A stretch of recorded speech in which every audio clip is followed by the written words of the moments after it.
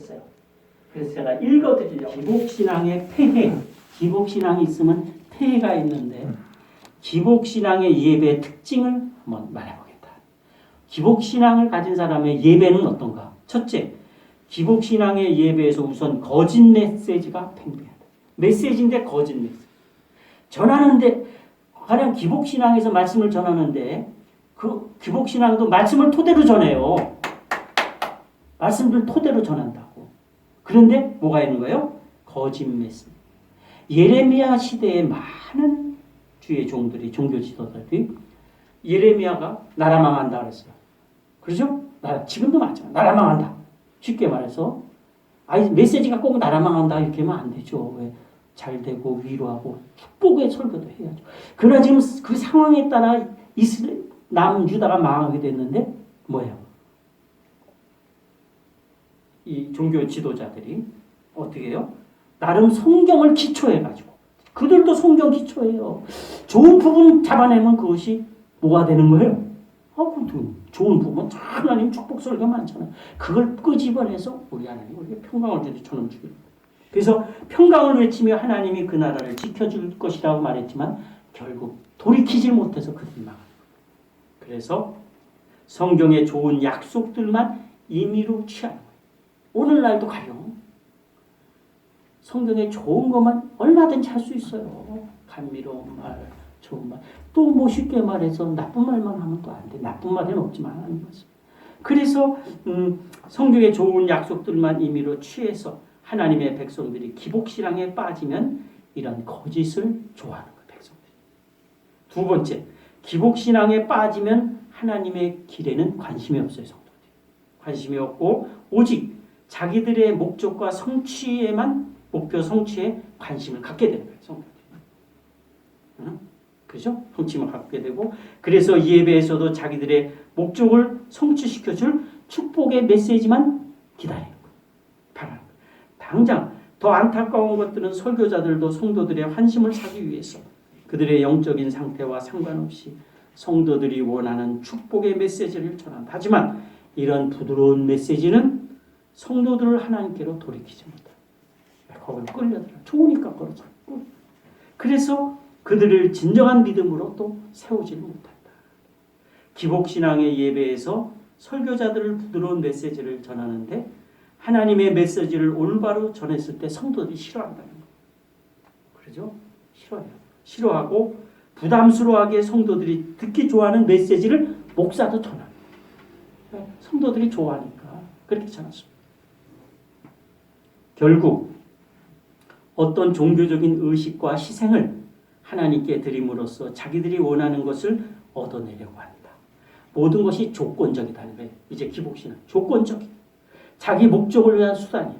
그런 상태에서 예수님이 보여주신 조건 없는 섬김은 가능하지 않다. 그러니까 기브 앤 테이크라는 거 알죠? 기브 앤 테이크의 성격이 강해지는 거예요. 믿음에. 내가 헌신할 땐 전적으로 희생을 하는 것이 아니라 어떤 것을 바라고 한다는 거예요. 누구에게나 다 있어요. 그거는. 저도 있어요. 그러나 우리는 다 기복신앙을 어느 정도 안고 있어요. 지금. 안고 있는데 그것이 얼마나 나를 주장하느냐에 따른 거예요. 어떤 사람은 80%를 주장하는 게 기복신앙에는 전적인 순종 대신에 아브라함과 같이 전적인 순종 대신에 선별적인 순종만 있다. 무슨 얘기인 줄 알죠? 전적인 그냥 순수한 하나님과 하니까 좋아서 하는 순종이 아니라 선별적으로 순종을 하는 거예요. 그러니까 자기에게 유익이 되는 것은 순종하고 그렇지 않은 것은 왜 손해가 예상되는 것은 넘어가 버리고 이런 것들이 기복신앙에서 나타납니다. 성경은 그렇게 하나님께 전적으로 순종하지 않는 사람을 가리켜 하나님을 사랑하지 않는다고 성경은 말하는 거죠. 마지막 또 하나는 이런 건 좀 쉽게 듣지 못하는 것 같습니까? 두 번째는 뭐예요? 이게 뭐예요? 세속화. 이거를 뭐 좀 다르지만 합리화라고 합시다. 이 세속화는 뭐예요? 신앙은 말이죠.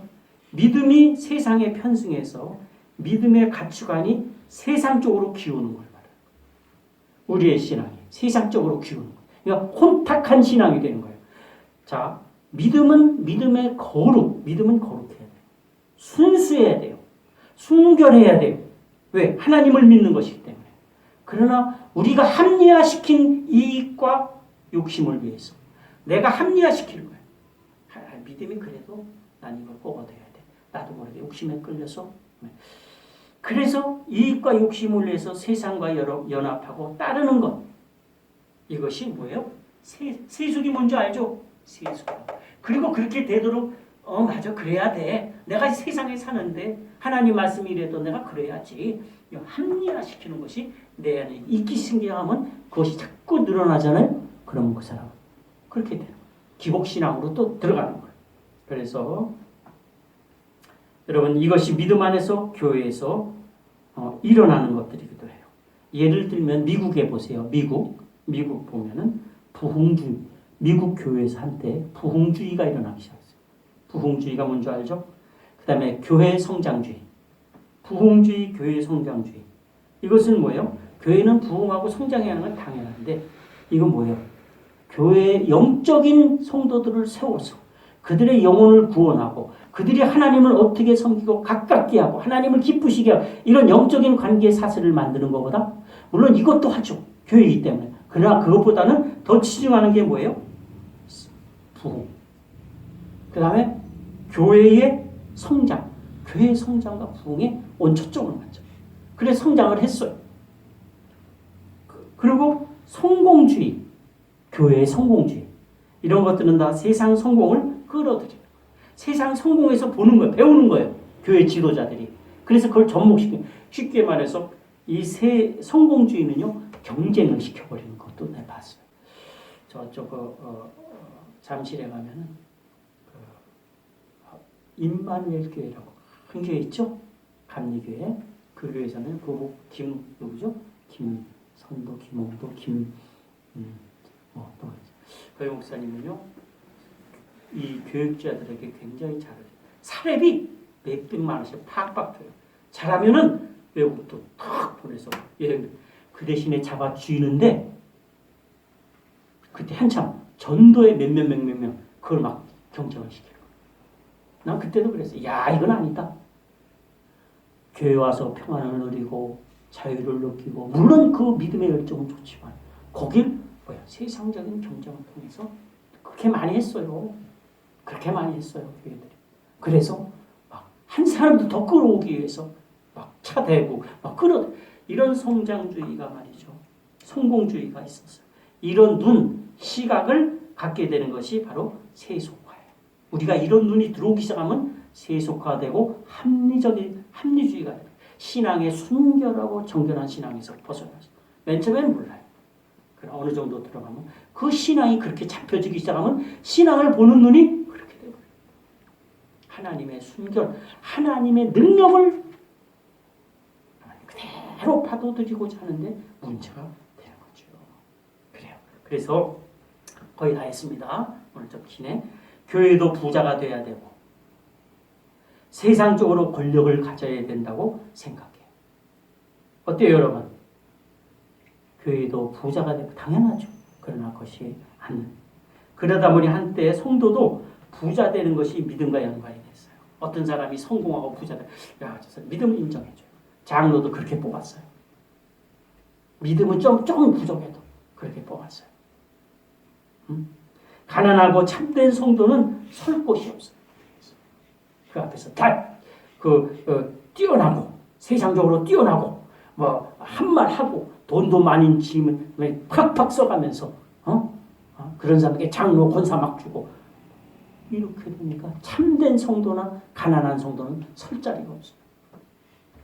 이건 교회 모습이 아니라고 하는 생각을 해요. 그런 눈을 가지면 안 돼요. 그런 눈을 가지면 안 돼요. 그냥 믿음 생활 잘하는 사람, 교회에 잘 나와서 헌신하고 자기를 드리는 사람이 목사가 되고 전도사가 되고 권사, 집사가 되고 이렇게 돼야 돼요. 그래 교회가 하나가 되는 거죠. 교회가 하나가 돼요. 이런 것은 우리 신앙의 불행입니다. 이런 것들이 우리에게 문제가 되는 것은 우리 신앙에 해악을 끼칠 뿐만 아니라 또 어때요? 우리에게 큰 유혹이 돼요. 여러분. 내가 이렇게 얘기를 해서 그렇지 우리 삶에서 나도 모르게 들어올 때는요. 이거를 거부할 어떤 정확한 선이 없어요. 이게 이제 문제예요. 응? 그리고 이런 것들의 속성은 뭐냐면 과정은 생략해요. 생략하고 오직 뭐만 있어? 결과만 도출해. 그러니까 어떻게 하든지 많이 끌어와라. 어떻게 하든지 돈 많이 내라. 어떻게 하든지 교회가 세워져라. 이런 과정만 있지. 과정을 무시해버리고 그 결론만 도출해. 난 이거 하나님 앞에 놔두면서 옳게 칭찬받지 않는다고 생각. 그러지 않으면 나는 하나님을 이해할 수가 없어요. 물론 하나님의 교회를 위해서 드리고 헌신하고